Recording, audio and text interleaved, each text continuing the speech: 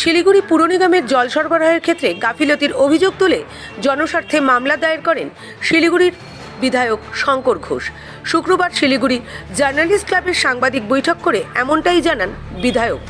তার অভিযোগ, প্রায় 20 দিন থেকে শিলিগুড়ি শহরবাসীকে দূষিত জল সরবরাহ করছে শিলিগুড়ি পুর নিগম। প্রশ্ন উঠেছে, রাজ্যে যে সমস্ত জায়গায় জল সরবরাহ করা হয় তা কতটা বিশুদ্ধ? সেই জলের পরীক্ষা নিরীক্ষা করা হয় কিনা তা নিয়েও প্রশ্ন রয়েছে। এই বিষয় নিয়েই মামলা করার কথা জানান বিধায়ক। পাশাপাশি রাজ্য জনস্বাস্থ্য ও কারিগরি বিভাগকে এ বিষয়ে জানানো হবে বলে জানান। শহরে ফিরেছি।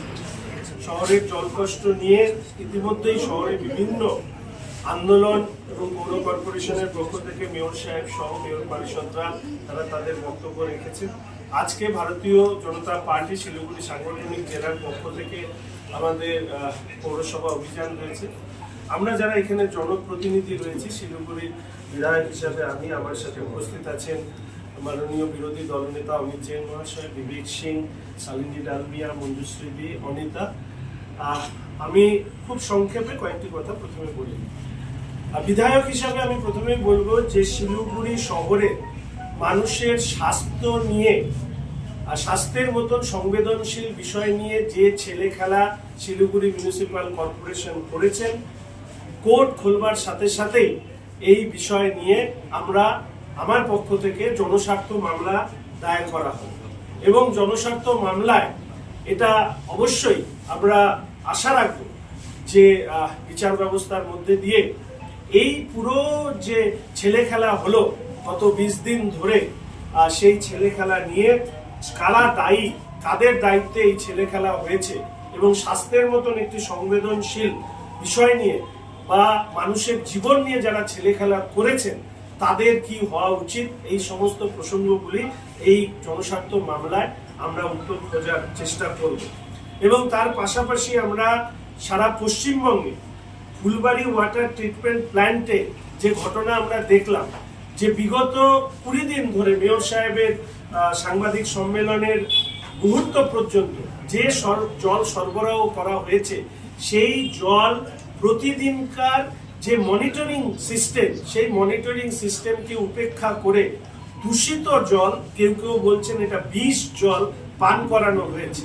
আমাদের আশঙ্কা সারা পশ্চিমবঙ্গে যত ওয়াটার ট্রিটমেন্ট প্ল্যান্ট রয়েছে, সেই সমস্ত ট্রিটমেন্ট প্ল্যান্টেও কি এই ধরনের কোনো মনিটরিং ছাড়া শহরবাসীকে পানীয় জলের নাম করে বিষ জল পান করানো হচ্ছে কি হচ্ছে না, এই ব্যাপারে খতিয়ে দেখবার জন্য রাজ্যের সরকারের জল সরবরাহ দপ্তরের কাছে আমি অন্তত ব্যক্তিগতভাবে আবেদন জানাবো মাননীয় মুখ্যমন্ত্রী এবং কারিগরি দপ্তরের মন্ত্রী, তাদের কাছেও এই বিষয়ে চিঠি দিয়ে, বিএইচির কাছে চিঠি দিয়ে এই ব্যাপারে অবশ্যই আমরা জানতে চাই। আমি শুনেছি যে মাননীয় মেয়র সাহেব বলেছেন যে 2-3 দিন 2রা জুনের মধ্যে, যদি আমার কোথাও ভুল হয় কারেক্ট করে দেবেন, এই সময়ের মধ্যে এই জল সরবরাহ বিষয়টি স্বাভাবিক হবে শহরে। যদি স্বাভাবিক না হয় তাহলে আমি আমার 5 জন জনপ্রতিনিধিদেরকে নিয়েই আমি ধর্নায় বসবো শিলিগুড়ি মিউনিসিপ্যাল কর্পোরেশনের সামনে। এবং এটা বলে রাখি, যদিও 4 তারিখ গুরুত্বপূর্ণ লোকসভা নির্বাচন ফলাফল রয়েছে, গণনা রয়েছে, তার মাঝখানে দাঁড়িয়েও যেহেতু জল সরবরাহের জলের মতন একটি জীবনদায়ী ব্যবস্থা, সেটা নিয়ে যে ঘটনা ঘটেছে সেটা নজিরবিহীন।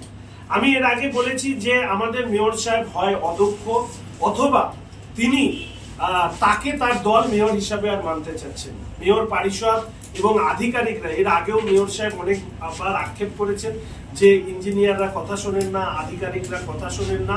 তার প্রমাণ একটার পর একটা ঘটনা মেয়র সাহেব দিয়েছেন। আজকে একটি বিষয় বলবো না, কিন্তু আমি শুধু আপনাদেরকে ছুঁয়ে রাখি যে এসএফ রোডের গাছ কাটা আপনারা দেখেছেন, আন্দোলন করার পরে তা বন্ধ করে দেওয়া হয়েছে।